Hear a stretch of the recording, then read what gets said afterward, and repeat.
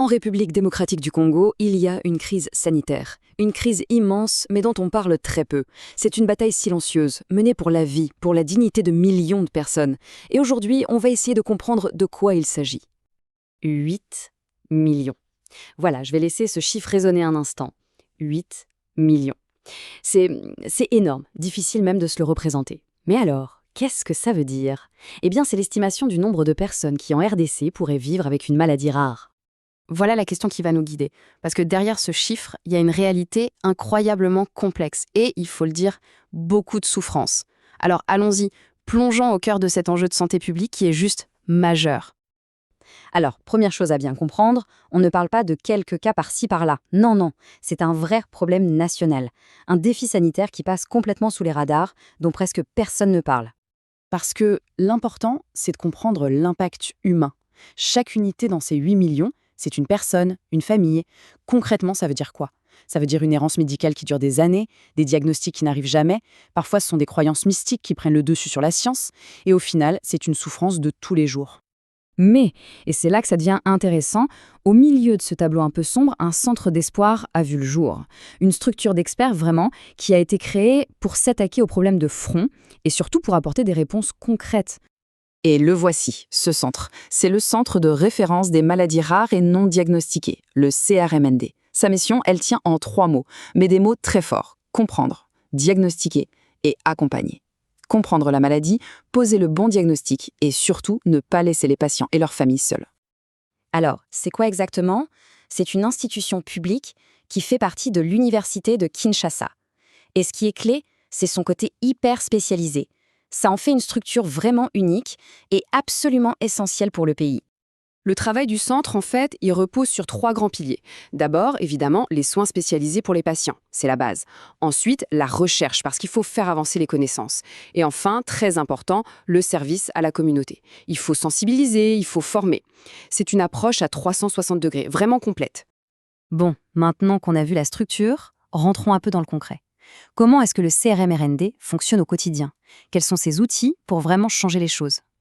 Et on va voir que leur champ d'action est très, très large. Ils s'adressent aux enfants qui ont des malformations ou des troubles du neurodéveloppement, mais aussi aux adultes, par exemple ceux qui ont des maladies familiales qui reviennent de génération en génération, ou même les couples qui ont des problèmes d'infertilité. Et puis, de façon plus générale, à toute personne qui est un peu perdue, qui a un problème médical depuis longtemps, mais qui n'a jamais eu de diagnostic clair. Ce qui est proposé est vraiment impressionnant. D'un côté, il y a les consultations spécialisées, où on réunit plusieurs experts, généticiens, cardiologues, etc., autour d'un seul patient. C'est déjà énorme.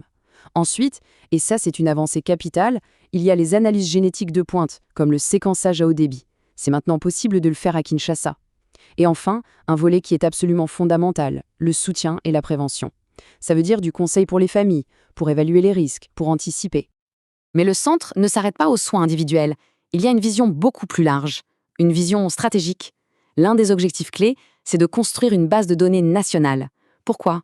Eh bien pour enfin avoir une carte précise du problème, pour comprendre son ampleur réelle en RDC et pour pouvoir ensuite orienter les politiques de santé.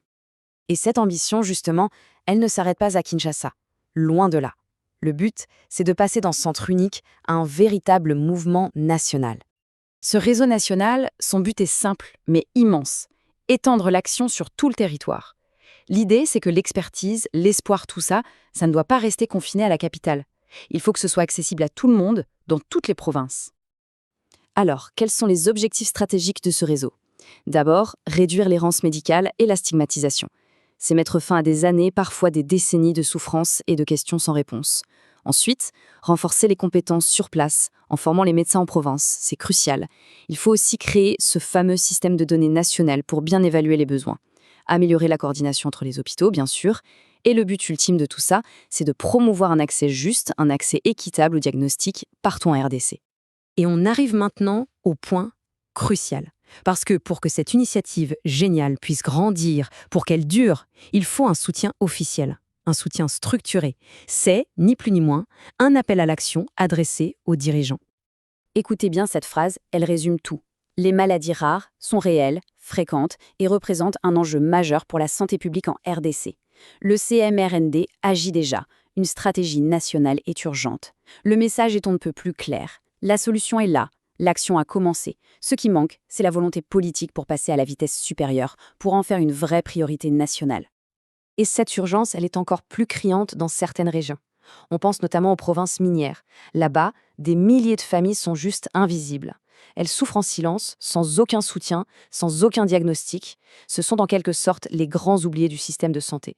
Parce que, soyons clairs, un soutien officiel, ce n'est pas une dépense, c'est un investissement. Et les bénéfices sont énormes. On parle d'une meilleure qualité de vie pour les familles, évidemment, mais aussi d'une réduction des coûts socio-économiques pour toute la société. Et au final, c'est tout le système de santé national qui en sort renforcé. C'est gagnant sur tous les plans. On termine donc avec cette question qui est vraiment la question essentielle. Une solution existe. Le CRM-RND et son réseau l'ont prouvé. La question, ce n'est plus de savoir est-ce qu'on peut le faire. La réponse est oui. La vraie question, c'est que faut-il pour que cette action devienne une priorité nationale? C'est ça, le grand défi qui attend la République démocratique du Congo aujourd'hui.